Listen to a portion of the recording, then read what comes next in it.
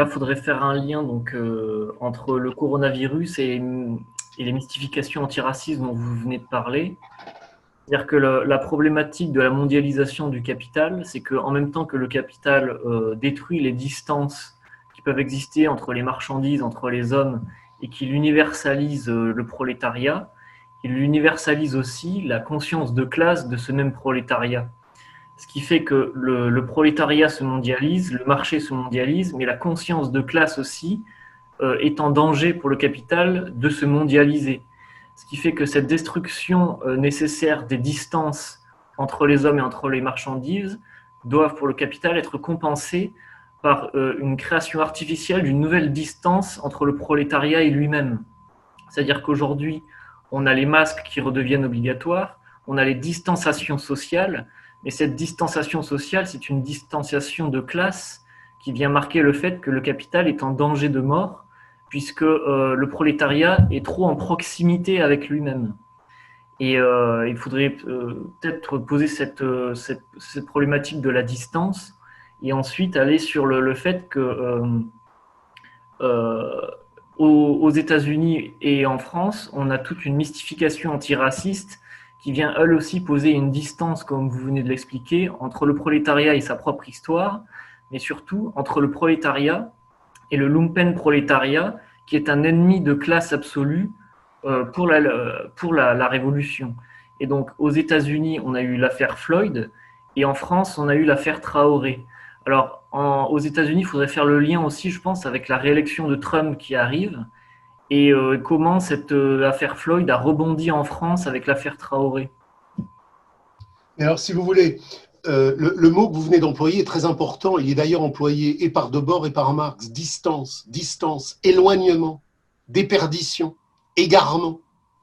Quand après 68, la lutte de classe qui avait fait tellement peur à la classe capitaliste a rendu nécessaire l'immigration de masse pour empêcher la réitération d'événements radicaux. Il s'agissait bien évidemment d'aller chercher des gens qui venaient d'un continent qui ignorait la lutte de classe radicale contre l'État et contre l'argent. Comme le dit très bien Engels dans les origines du christianisme primitif, entre les premières luttes de classe paysannes du XIIIe siècle et la Commune de Paris, il se crée une spécificité dynamique du temps historique européen, et Engels dit, ça bouge. Il y a un logos radical qui permet d'arriver à cette compréhension, abolition de l'État, abolition de l'argent. Engels prend l'exemple des Almohades et des Almoravides au Maroc en disant en Orient, alors en Orient asiatique, comme en Orient arabo-musulman, ça ne bouge pas. C'est la mécanique des chaises musicales. Un pouvoir chasse un pouvoir, une oppression chasse une oppression. Mais il y a une impossibilité radicale à penser la fin de l'oppression. C'est-à-dire qu'on est dans des temporalités qui changent l'État, qui changent l'argent, qui changent les possesseurs, qui changent l'organisation de la domestication. Mais on n'a jamais vu en Orient asiatique ou en Orient arabo-musulman une radicalité dire « ah bah l'État, ah bah l'argent ». C'est impossible, parce qu'on est dans une reproduction statique d'un temps servile. Et en 68, on a vu apparaître d'une manière explicite tout ce que Marx avait positionné avec Engels dans la Première Internationale dans la grève sauvage. La grève sauvage contre la gauche du capital et contre le gauchisme du capital a dit prenons nos affaires en main, non pas pour gérer le capital, mais pour l'abolir. Et c'est ça que nous devons dire à nos amis d'Afrique. Il y a aujourd'hui, il n'y a pas que les gens qui sont floydisés par la bêtise du capital. Il y a énormément de gens en Afrique ou au Maghreb qui se posent des questions et qui comprennent bien que continuer l'économie, continuer la politique en changeant les dirigeants, ça ne change rien. Il y a une jeunesse africaine ou maghrébine qui tend à pouvoir sortir de cette gangrène capitaliste de la reproduction infinie.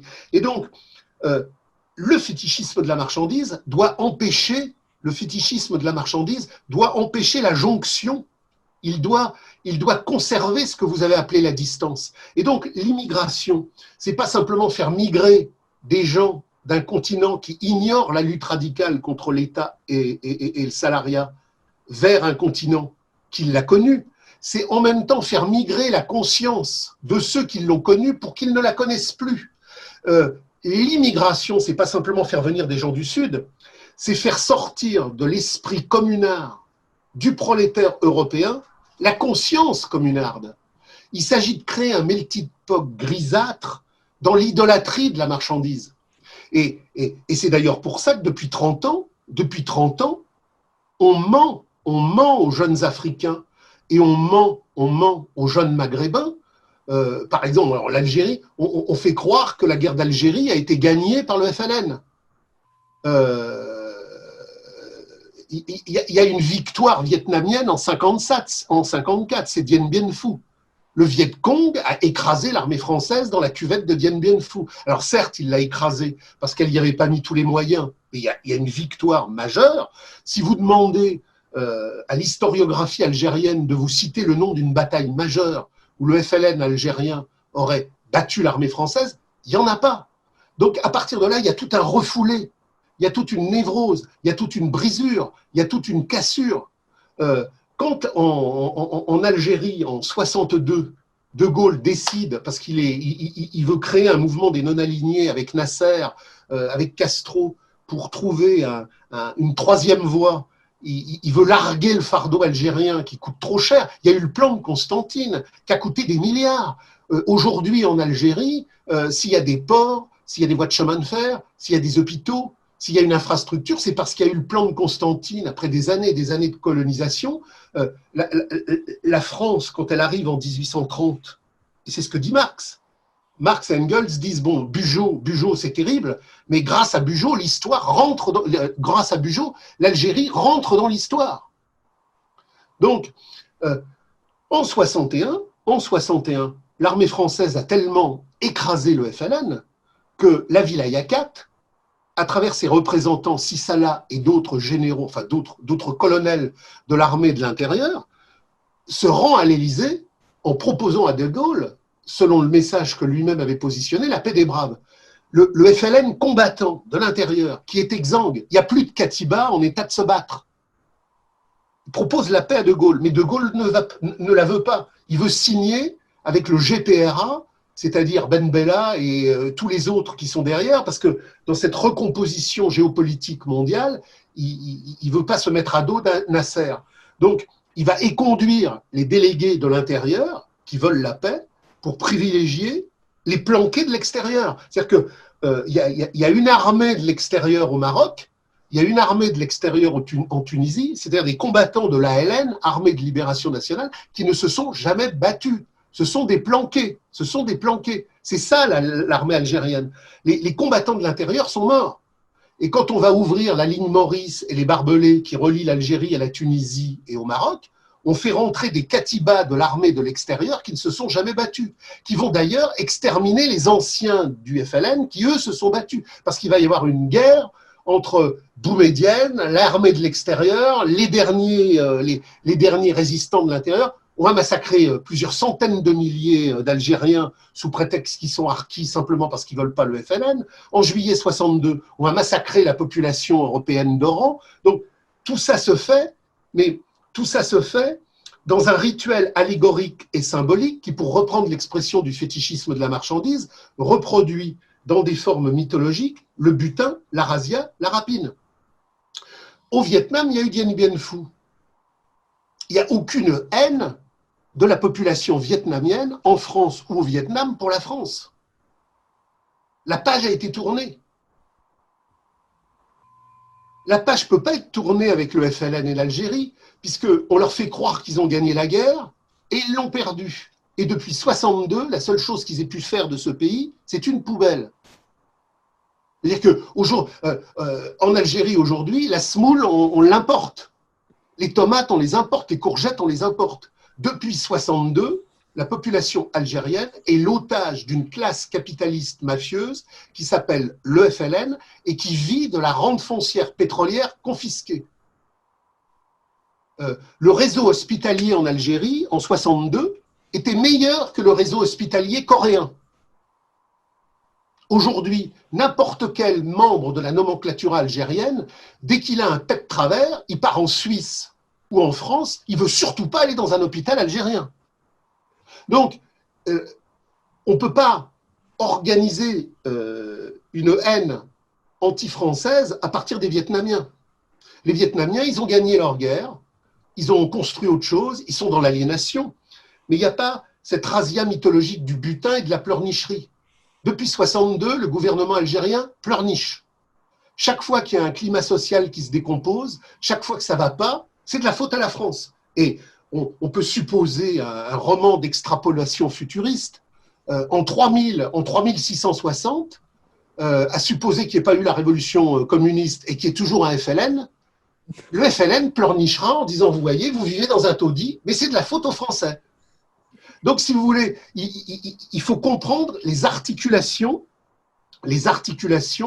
qui font qu'on fait tout pour empêcher la jonction entre les jeunes Africains, les jeunes Maghrébins et les jeunes prolétaires européens. Il faut absolument séquencer, distancier, rendre impossible l'unité.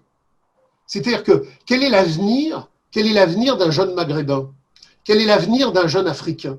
Quel est l'avenir d'un jeune Européen dans une vision d'amour, de radicalité, de conscience? C'est la solidarité internationale ouvrière et paysanne sur le territoire du front de classe anticapitaliste pour détruire l'argent, pour détruire le salariat. Ça nécessite de sortir des mythologies mémorielles, des mensonges historiques, et de se retrouver sur le terrain de la vraie conscience et de la lutte de classe.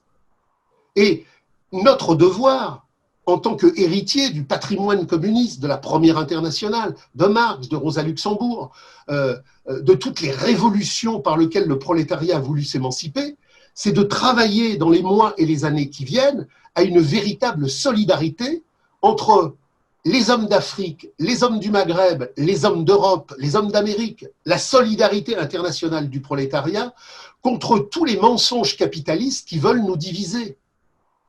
Le mensonge Floyd, le mensonge Traoré, on va y revenir, c'est le mensonge obligatoire du capital. Alors, il y a des gens qui pointent Bill Gates, Soros, mais ça, c'est l'épiphénomène. C'est la crise du capital, c'est l'ingénierie sociale de la marchandise qui, dans sa spontanéité immanentiste, veut briser les rencontres. Il faut parquer les Noirs dans un zoo, il faut parquer les Blancs dans un zoo, il faut parquer les Maghrébins dans un zoo. Le capital veut nous parquer dans des zoos anthropologiques, résiduels, aliénatoires, pour empêcher la grande fraternité universelle. Il faut produire la grande fraternité universelle de classe pour détruire le gouvernement du spectacle mondial, pour détruire tous les États, pour détruire le capital et pour créer la commune universelle.